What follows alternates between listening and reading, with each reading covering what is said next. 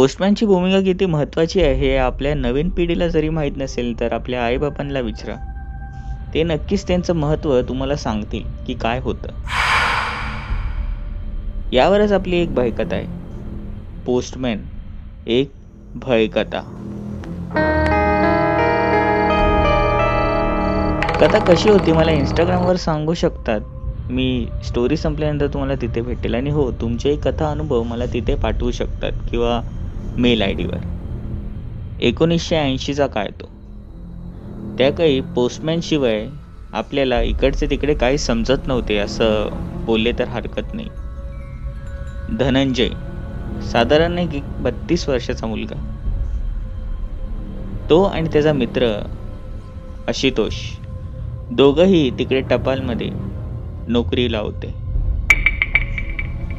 पण अचानकच एक दिवशी त्याच्या मित्राची तब्येत बिघडली आणि सगळ्या कामाचा लोड हा धनंजयवर आला.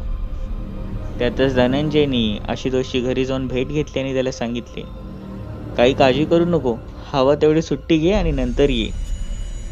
नंतर धनंजयला कळायला लागले की कदाचित त्याचे हे शब्द आता त्याला जड जाणार होते.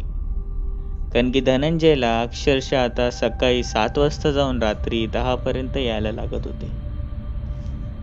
पण गावामध्ये अक्षरशः त्याच्या मागोमाग लोकही फिरत असे. कारण की कोणाची मुंबईवरनं चिठ्ठी येत असे तर कोणाची बॉर्डरवरनं. म्हणून धनंजयनेही या कामाला कधी नकार दिला नाही आणि आळसपणा केला नाही. आपल्या कामाशी प्रामाणिक राहिला. त्यातच एक दिवशी धनंजयला चिठ्ठी दिसली. ती चिठ्ठी जात होती तरसवाडीला. आणि धनंजय बोलला, आता तर तरसवाडी ही बाजूच्याच गावाकडे. एक काम करतो, उद्याच जातो. दुसरा दिवस उगवला आणि धनंजयनी काही चिठ्ठ्या पोचवल्या आणि साधारण 2-2:30 वाजता त्यांनी तरसवाडीला जाण्याचा निर्णय घेतला. तसेही ते त्याला करण्यास भाग होते आणि तो पायपीट करत चालत निघाला. बघता बघता तो तरसवाडीला 4 पर्यंत पोचणार, पण त्याला चहाची टपरी दिसली. तो तिकडे गेला आणि एक चहा मागवला. चहा पिता पिता त्याने विचारले, काय हो, इकडे सुभानरावचे घर कुठे? आणि त्या चहाच्या टपरीने सांगितले की हे बघा, इथून सरळ जावा. पण तेवढं सांगताच तो गप्प बसला आणि तो काहीतरी सांगणार तेवढ्यात धनंजयनी पैसे हे दिले आणि तसाच निघून आला. पण मागून नंतर त्यांनी सहज विचारले की त्याच्या गावाला जायचा रस्ता कुठून आहे. तर चहाच्या टपरीच्या त्या माणसाने सांगितले की साहेब, एक काम करा, इकडे रस्ता नीट नाही, जनावर वगैरे आणि हो, भूतांचे किस्से घडतात, म्हणून जरा सांभाळून जा. एवढं ऐकलं आणि धनंजयनी त्याला हात जोडले आणि निघून गेला. तो त्या गावी पोचला आणि आजूबाजूच्या चिठ्ठ्या दिल्या आणि सुभानरावच्या घरी गेला. सुभानराव, ओ सुभानराव. दार ठोठावू लागला, पण दार कोण उघडायला तयार नव्हते. पुन्हा एकदा मोठमोठ्याने आवाज दिले, सुभानराव. आणि आजूबाजूच्या काही व्यक्ती हे त्याच्याकडे बघू लागले. काही शेजारी होते आणि त्यांनी विचारले, काय हो, कोण पाहिजे तुम्हाला? त्यातच धनंजयने सांगितले, हे सुभानराव, यांची चिठ्ठी आली आहे, ती मला त्यांना द्यायची आहे. त्या शेजाऱ्यांनी सांगितले, अहो, ते तर 7 दिवसापूर्वीच गेले. त्यांचा ॲक्सिडेंट झाला दारू पिऊन. एवढं ऐकलं आणि धनंजय हे शांत झाले. आता त्यांना पुढे काहीच करता येत नव्हते.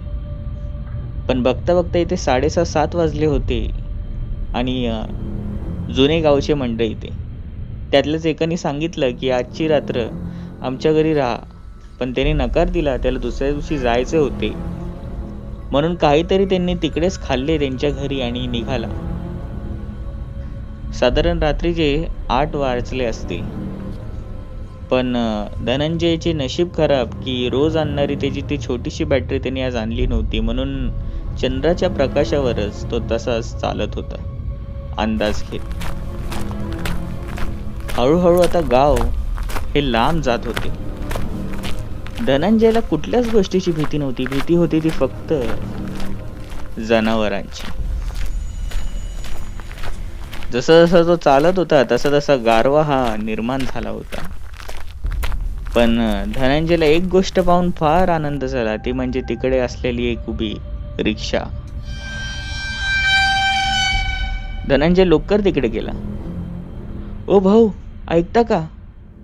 आणि त्या माणसाने त्यांच्याकडे पाहिले आणि बोलला, बोला की कुठे जायचंय? आणि धनंजयने सांगितले, इथेच शेजारच्या गावी जायचंय. मला सोडाल का? वाटलंच जरा जास्त पैसे घ्या. आणि तो व्यक्ती बोलला, नाही नाही, जास्त पैसे कशाला, माझं काम आहे ते मी करतोय, या बसा. धनंजय त्याच्या त्या सायकलवाल्या रिक्षामध्ये बसला आणि प्रवास सुरू झाला. पण आश्चर्याचं म्हणजे गरमीच्या त्या दिवसांमध्ये थंडीही वाढली होती आणि अचानकच विचित्र प्राण्यांचे आवाज येऊ लागले. त्यातच त्या समोरच्या माणसाने सांगितले, ओ भाऊ, कशाला घाबरतात, इथे असं होतच राहतं. पण धनंजयने त्याच्याकडे काही लक्ष दिले नाही आणि शेवटी त्या रिक्षा ड्रायव्हरने विचारले, बर तुम्ही इकडं कसं काय? नाही काही काम होतं का? आणि पोस्टमॅन दिसलाय. तसं धनंजय बोलला, हो बरोबर ओळखलं, मी पोस्टमॅनच आहे. तुमच्याच गावामध्ये मी सुभानरावला चिठ्ठी द्यायला आलो होतो. पण सुभानराव अक्षरशः काही दिवसाआधीच गेले, मी असं ऐकलं. आणि तो रिक्षा चालक बोलू लागला, हो हो ते माहिती आहे मला. आणि तशीच ती रिक्षा चालवू लागला. आणि सहज त्या रिक्षा चालकाने प्रश्न विचारला, काय हो साहेब, तुम्हाला भूतांवर विश्वास आहे? आणि त्या रिक्षा चालकाने एक गंभीर प्रश्न करताच धनंजय बोलला, नाही हो, असलं काही नसतं भूत वगैरे. आणि हो, भूत वाईटच असतात, मी असं ऐकून पण कधी बघितलं नाही. एवढा ऐकताच तो रिक्षा चालक एक वेगळं हास्य करू लागला आणि आपली रिक्षा ही चालवू लागला. पण अचानक त्या रिक्षा चालकाला काय झाले काय कळत नव्हते. तो तसाच आपली रिक्षा ही वेगवान गतीने घेऊ लागला. मागून धनंजय बोलला, ओ भाऊ जरा संभाळून, एवढी कसली घाई? पण तो रिक्षा चालक आता काहीच ऐकण्याच्या मनस्थितीत नव्हता. आणि बघता बघता त्याने एवढी वेगवान गतीने रिक्षा घेतली की धनंजय अक्षरशः बोलला, ओ भाऊ थांबवा इकडे, एवढी कसली घाई? पण आता धनंजय जे बघणार होता ते त्याला जन्मभर आठवणीत राहणार होते. अचानकच त्याला रिक्षाच्या आतमध्ये एक हसण्याचा आवाज येऊ लागला.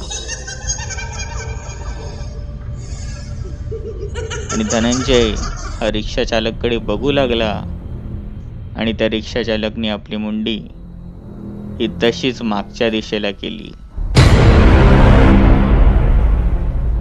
तो धनंजयकडे पाहून तसाच हसू लागला. धनंजयने ते दृश्य पाहिले. त्याला किंचाळण्याचं मनात आलं, पण तोंडातून काही शब्द फुटत नव्हते. आणि तसाच घाम आला आणि तो त्या क्षणी त्या रिक्षामध्येच बेशुद्ध पडला. अक्षरशः काही वेळानंतर त्याला जाग आली आणि त्यांनी पाहिले की रिक्षा ही तशीच जात आहे, पण तो रिक्षा चालक हा रिक्षात नव्हता. कोणी आहे का? वाचवा मला. क्षणभर त्यांनी रिक्षातून उडी मारण्याचा प्रयत्न केला, पण जर त्यांनी तसं केलं असतं तर स्वतःचे हातपाय मोडून घेतल्यासारखे असते. त्यांनी सहज आपली नजर ही उजवीकडे टाकली आणि त्याला एक मोठा धक्का बसला. ते दृश्य पाहून तो हादरला, कारण की त्यांनी पाहिले की तो रिक्षा चालक हा अक्षरशः हवेत तरंगत त्याच्याकडे बघून येत आहे. आणि आता धनंजयने ठरवले की काही झाले तरी त्या रिक्षातून उडी मारायची. धनंजयने प्रयत्न केला, पण त्यावेळेला ती रिक्षा स्वतःहून थांबली. ए कोण तू? आणि तो असं का? धनंजयने प्रश्न केला. आणि तो रिक्षाचालक अक्षरशः साध्या वेशामध्ये आला. माणसाच्या रूपात. धनंजयने देवाचे नाव घ्यायला चालू केले, पण तो रिक्षा चालक बोलला, घाबरू नको, मी तुला काही करणार नाही. ती रिक्षा ही तशीच उभी होती, पण अक्षरशः त्या डोळ्यासमोर तिचा चुरा झाला. आणि तो रिक्षा चालक बोलू लागला, तू गावी गेला होतास ना, त्या गावी तू सुभानरावला शोधत होता. तो सुभानराव मीच आहे. हे ऐकताच धनंजय हा अक्षरशः खाली पडला आणि बोलू लागला, काय तू? आणि मी काय बिघडवलंय तुझं? तू माझ्या का मागे लागलाय? पण तो सुभानराव बोलू लागला, घाबरू नको, मी बोललो ना तुला काही करणार नाही. पण ऐक, तुला मी काही सांगणार आहे. साधारण 7 दिवसाआधीच मी अशाच रिक्षाच्या गतीने येत होतो. एवढ्या वेगाने मी दारू पिली होती आणि त्याच नशेमध्ये मी इकडे झाडाला येऊन धडक दिली. माझी सायकल तर गेली, पण माझा जीव ही जागीच गेला. तेव्हापासूनच माझी आत्मा इकडे आहे, जी कुठल्या तरी चांगल्या व्यक्तीला शोधते, जी माझी मदत करू शकते. मदत? धनंजय बोलला. हो, मदत. तू एक काम कर, ती आत्मा बोलत होती. तू उद्या जा आणि माझ्या घरच्यांना सांग की माझ्यावर असा काही प्रकार घडलेला आहे. माझ्यावर माझी अंतक्रिया नीट करायला, जेणेकरून माझ्या आत्म्याला शांती भेटेल. म्हणजे? धनंजय बोलला. आणि सुभानराव बोलू लागला, मी या गावी एकटाच राहत होतो. माझे आई आणि बाबा हे या गावापासून फार लांब राहतात, ते इथे नसतात. मी गेल्यानंतर कोणी आपलंसं वाचतं, जे आपली अंत्यक्रिया करतं, पण तशी माझ्यावर झाली नाही. म्हणूनच मला या पृथ्वीलोकवरनं कायमची मुक्तता भेटली नाही. तू उद्या जा आणि माझ्या आईबापांना ही कल्पना दे, जेणेकरून मी ह्या पृथ्वीलोकवरनं कायमचा निरोप घेईल. एवढं बोलला आणि तो तिकडून अदृश्य झाला. धनंजयने आपला घाम तसंच पुसला आणि त्या सायकलकडे बघितली, तर ती सायकल देखील अदृश्य होती. तो घरी गेला आणि तापाने फणफणत झोपला. दुसऱ्या दिवशी तो त्याही अवस्थेत उठला आणि आधी सुभानरावच्या आईबाबांना ही कल्पना दिली. त्यांनी स्वतः काही पैसे दिले आणि सुभानरावचे अंत्यविधी करून घेतले. नंतर कधीतरी त्याचे तिकडून जाणे झालेच आणि तो मुद्दामून रात्रीचा गेला, पण सुभानराव त्याला कधीही दिसला नाही. काय वाटते तुम्हाला? काही असे आत्मा असतील जे खरंच चांगले असतात, ज्यांना कोणाला त्रास द्यायला आवडत नाही, की सगळेच भूत हे त्रास देणारे असतात? कथा कशी वाटली मला इंस्टाग्रामवर सांगा किंवा कमेंटमध्ये. आणि हो, तुमचेही कथा अनुभव असतील तर डिस्क्रिप्शनमध्ये मला तुम्ही सेंड करू शकतात. आणि इंस्टाग्राम ID आहे tejas.story. चॅनलला लाईक आणि सबस्क्राईब करायला विसरू नका. बेल नोटिफिकेशन नक्की दाबा. भेटूया पुढील भागांमध्ये.